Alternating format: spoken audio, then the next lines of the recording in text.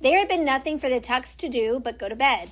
It was too dark now to go out looking for the horse thief, and anyway, they had no idea when he had done his thieving or which way he had gone. "That beats all, though, don't it, Pa?" said Jessie. "Coming up to a person's house and stealing their horse right out from under their nose?" "I gotta give you that," said Tuck. "But the question is, was it just some ordinary thief, or was it someone that had some special reason? I don't like it. I got a bad feeling about the whole thing." "Hush now, Tuck," said May. She was spreading a quilt on the old sofa, making it into a bed for Winnie. "You're too much of a worrier. There's nothing we can do about it now, so there's no sense fussing. You got no reason to think there's anything peculiar about it anyway. Come on, we'll get a good night's sleep and figure it out in the morning when we're fresh. Boys, up you go, and don't get talking. You'll keep us awake. Winnie, child, you bed down too. You'll sleep first rate on the sofa here." But Winnie did not sleep at all. Not for a long, long time.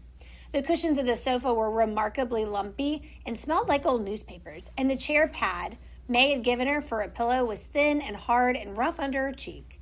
But far worse than this was the fact that she was still in her clothes, for she had firmly refused the offer of May's spare nightgown with its seeming miles of faded cotton flannel.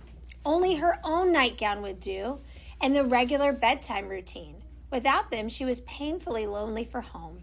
Her joy on the road that morning had completely disappeared. The wide world shrank, and her oldest fears rolled freely in her consciousness. It was unbelievable that she should be in this place. It was an outrage, but she was helpless to do anything about it, helpless to control it, and exhausted by the conversation in the rowboat. Was it true? Could they really never die, these Tucks? It had evidently not occurred to them that she might not believe it. They were only concerned that she keep the secret.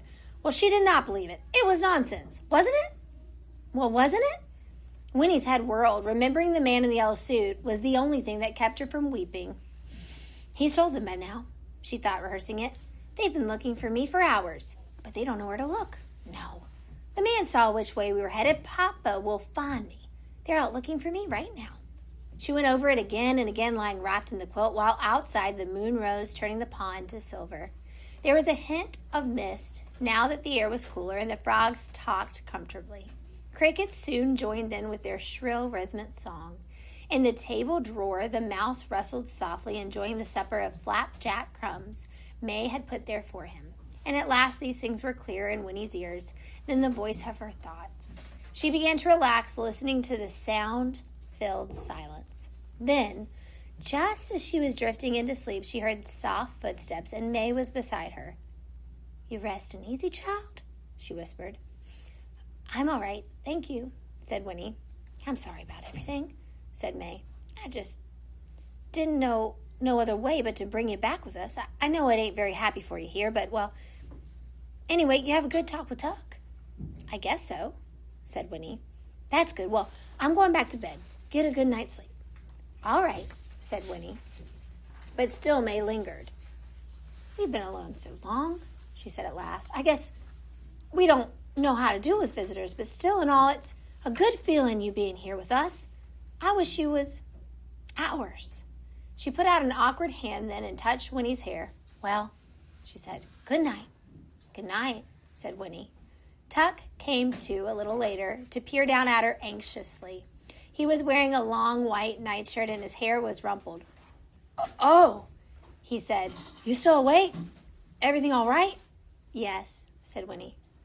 I didn't mean to go disturbing you," he said, "but I've been laying in there thinking I ought to be sitting out here with you till you went to sleep."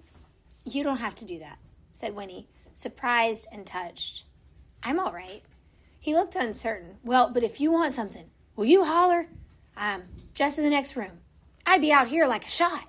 And then he added, gruffly, "It's been quite a time since we had a natural, growing child in the house."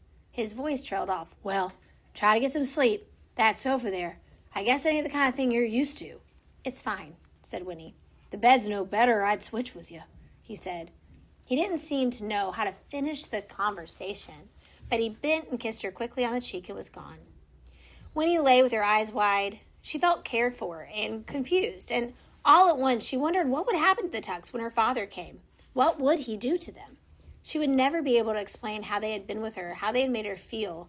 She remembered guiltily that at supper she had decided they were criminals. Well, but they were, and then a final visitor made her confusion complete. There was a creaking on the loft stairs, and Jessie was looking down at her, very beautiful and eager in the faint blue moonlight. "Hey, Winnie Foster," he whispered. "You asleep?" This time she sat up, pulling the quilt around her in sudden embarrassment, and answered, "No, not yet." "Well, then listen." He knelt beside her, his curls tumbled and his eyes wide. "I've been thinking over. Pa's right about you having to keep a secret. It's not hard to see why, but the thing is, you known about the water already, and living right next to it so's you could go there anytime. Well, listen. How'd it be if you was to wait till you're 17? Same as me. That's only 6 years off. And then you could go and drink some. And then you could go away with me. We could get married even. That'd be pretty good, wouldn't it? We could have a grand old time. Go all around the world, see everything. Listen, Ma and Pa and Miles, they don't know how to enjoy it, what we got. Why, Winnie, life's to enjoy yourself, isn't it? What else is it good for? That's what I say. And you and me, we could have a good time that never stopped. Wouldn't that be something? Once more, Winnie adored him, kneeling there beside her in the moonlight. He wasn't crazy. How could he be? He was just amazing. But she was struck dumb. All she could do was stare at him.